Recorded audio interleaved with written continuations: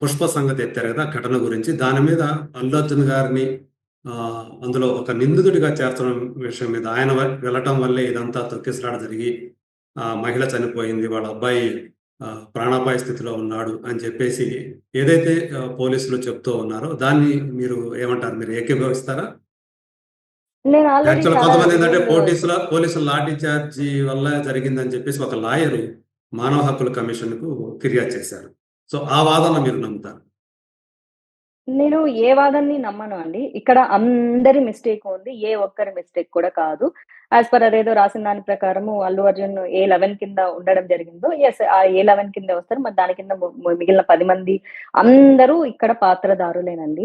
ఎవ్వరు సూత్రధారులు కాదు. సూత్రధారిగా మారింది రేవంత్ రెడ్డి గారే అసెంబ్లీలో మాట్లాడి, పోలీసులు తమ పని తాము చేసుకొని పోతారు. చట్టం తన పని తను చేసుకుపోతుంది. పోలీస్ కా హాత్ బహుత్ లంబే హోతే హై అని చెప్పేసి వదిలేసిందింటే చాలా బాగుండేది. కానీ అలా చేయకుండా సో చాలా మంది అల్లు అర్జునే ఏదో పెద్ద నేరస్తుడు, అతనే పెద్ద క్రిమినల్, అతనే ఒక పెద్ద మర్డరర్.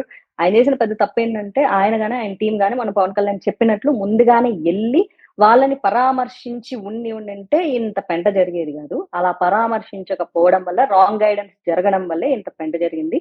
దాన్ని పొలిటికల్ అడ్వాంటేజ్ తీసుకున్నారంటే 100% పొలిటికల్ అడ్వాంటేజ్ తీసుకున్నారు. అండ్ 10 నిమిషాలు పోలీసులు కళ్ళు మూసుకుంటే హిందువులందరినీ చంపేస్తాం అని చెప్పిన అక్బరుద్దీన్ ఓవైసీ ఒక మహిళ ప్రాణం గురించి, అది కూడా హిందూ మహిళ ప్రాణం గురించి మళ్ళీ పోలీస్ కేసు తీసుకోరని మాట్లాడడం వింత విడ్డూరంగా అనిపిస్తుంది. అదే పోలీసుల్ని కళ్ళు మూసుకో హిందువులందరినీ చంపేస్తామన్న ఆయన అదే పోలీసు చట్టం తీసుకోలేదని మరి ఆయన హ్యాపీ ఫీల్ అవ్వాలి కదా. హిందూ మహిళ చనిపోతే అబ్బా మా ప్రమేయం లేకుండా చనిపోయింది, మేమేం చంపకుండా మా రజాకార పనులు చేయకుండానే జరిగిందని. కాబట్టి it is purely political drama is going on. a small mistake was definitely happened from Allu Arjun side. అంతే అందరూ అండి పాపం తలా పిడికెడు అంతే. Not only one person, sorry not only one person Allu Arjun ని క్రిమినల్ గా చూపించడం అయితే తప్పు. అంటే అసెంబ్లీలో వాళ్ళు అక్బరుద్దీన్ ప్రస్తావించడం, దీని గురించి ప్రత్యేకించి ప్రస్తావించడం, దాని మీద రేవంత్ రెడ్డి గారు స్పందించడం అనేది ఇది ముందుగా అనుకున్నట్టు అవును. అది అనుకోని ప్లాన్ ప్రకారమే చేసిండ్రు. కానీ కాకపోతే ఆయన చెప్పిండాల్సింది చట్టం తన పని తను చేసుకుపోతుంది. మనం మన పని చేసుకుందాము.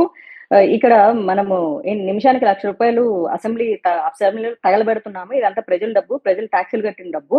సో మనం ఇంకా ఏదైనా పనికొచ్చే పనులు మనం మాట్లాడుకుందాము. అల్లు అర్జున్ అన్నది మనకు టాపికే కాదు. అల్లు అర్జున్ పని చట్టం చేసుకుపోతుంది. కోర్టులో ఉంది కాబట్టి మనం కూడా మాట్లాడకూడదు అనుకుంటే బాగుండేదండి.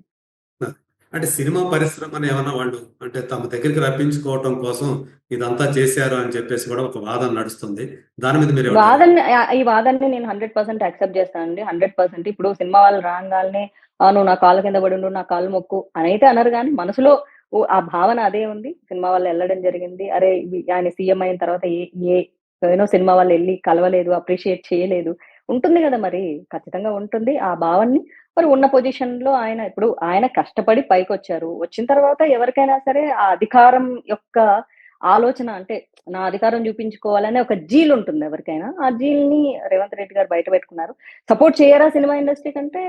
ఎందుకు చేయరండి? సపోర్ట్ చేయకపోతే ఎలా నడుస్తుంది? అన్ని వ్యవస్థలు సమానంగా కలుపుకొని పోతేనే నడుస్తుంది. కాకపోతే మనసులో ఉన్నటువంటి ఆ భావన, అహంకార పూరిత భావన ఏదైతే ఉంటుందో అది రప్పించుకోవడం అయితే జరిగింది, ఒప్పించుకోవడం కూడా జరిగిపోయింది. సినిమా వాళ్ళు ఏం చేస్తారండి? సినిమా వాళ్ళ అహంకారం చూపించే పొజిషన్ లో సినిమా వాళ్ళ బతుకులు ఎప్పుడూ ఉండవు. ఇప్పుడు వాళ్ళు లొంగి ఉండాల్సిందే తప్ప ఇంకేమీ లేదు. వాళ్ళ యాటిట్యూడ్ లేదు, జనాల ముందు చూపించుకోవడం తప్ప ప్రభుత్వాల ముందు యాటిట్యూడ్ చూపించేంత సీన్ సినిమా వాళ్ళకి లేదు. థ్యాంక్ యూ మాధవి గారు. థ్యాంక్ యూ సో మచ్ అండి. నమస్కారం.